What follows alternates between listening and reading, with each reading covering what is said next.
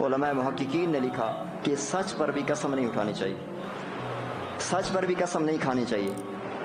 اگر ضرورت پر قسم کھانی پڑے تو قسم صرف اللہ کی ذات کی کھائی جا سکتی ہے، غیر اللہ کی قسم کھانا جائز نہیں۔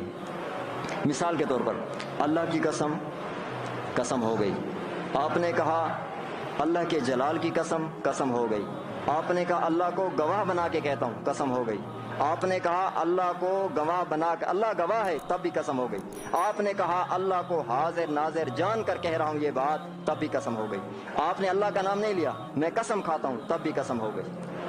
جب آپ نے قسم کھائی، ویسے معاشرہ جس طرح یہ بات کرتا ہے جھوٹا بندہ قسمیں زیادہ کھاتا ہے، یہ سچی بات ہے، جھوٹا بندہ قسمیں زیادہ کھاتے، اور کسی کسی کا مزاج بھی ہوتا ہے کہ بار بار پہ قسم ہی کھانی ہے۔ شریعت نے کہا کہ جتنا ہو سکے کہ سچ پر بھی قسم نہیں کھانی چاہیے۔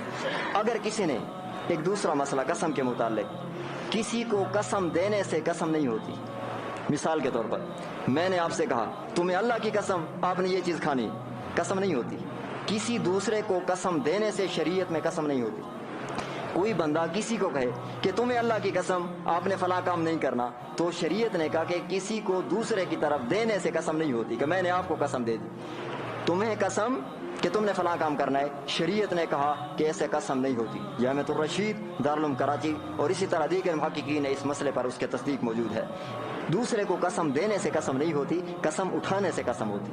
جب بندہ خود قسم کھائے، اگر آپ نے مجبوری کے تحت، ضرورت کے تحت قسم کھا لی، تو کون سی قسم ہے جس پر کفارہ آتا ہے؟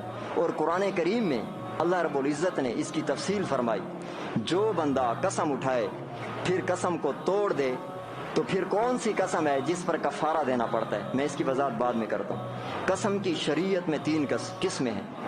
ایک قسم لغو ہے، یمین لغو، نمبر 2 یمین غموس، نمبر 3 یمین منعقدہ۔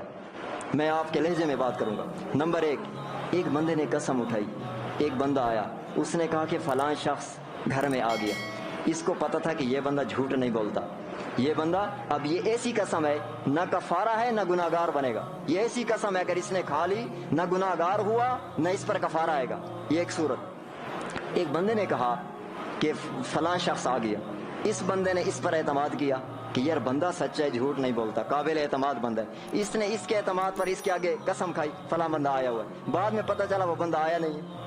یہ بندہ جس نے قسم کھائی تیسرے کے آدمی کی کہ وہ بندہ گھر میں آ گیا تھا، اس نے اس کو سچا سمجھا اور وہ بندہ نہیں آیا تھا، تو اس نے جو قسم کھائی، اس قسم کو نہ اس کا کفارہ ہے نہ اس پر گناہ ہے، نہ اس پر کفارہ ہے نہ اس پر گناہ ہے، اس نے تو اس کو سچا سمجھ کے کہہ دیا کہ فلاں آ گیا، حالانکہ وہ بندہ نہیں آیا تھا۔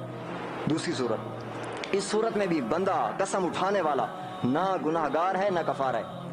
اس نے کوئی کام کیا تھا اور اس سے کہا کہ آپ نے فلاں کام کیے، اس نے کہا میں نے تو نہیں کیا۔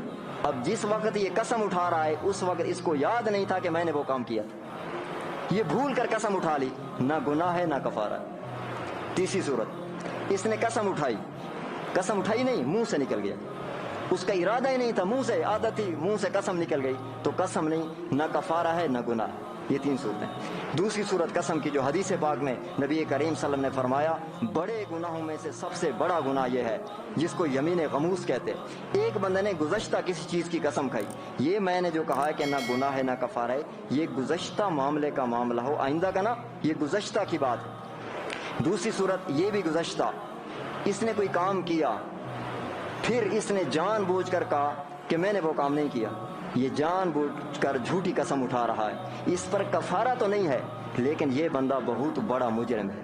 اللہ کے نبی نے فرمایا یہ کبیرہ گناہ کر رہا ہے، گناہوں میں سب سے بڑا گناہ کر رہا ہے، اس کو پتہ بھی ہے کہ میں نے فلاں جگہ پہ گیا تھا، میں نے فلاں کام کیا ہے، پھر بھی کہتا ہے کہ اللہ کی قسم میں نے نہیں کیا۔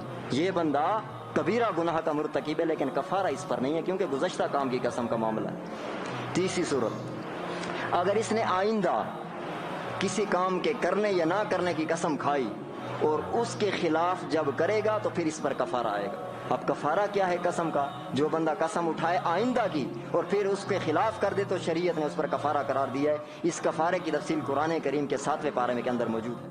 تبارك الذي نزل الفرقان على عبده ليكون للعالمين نذيرا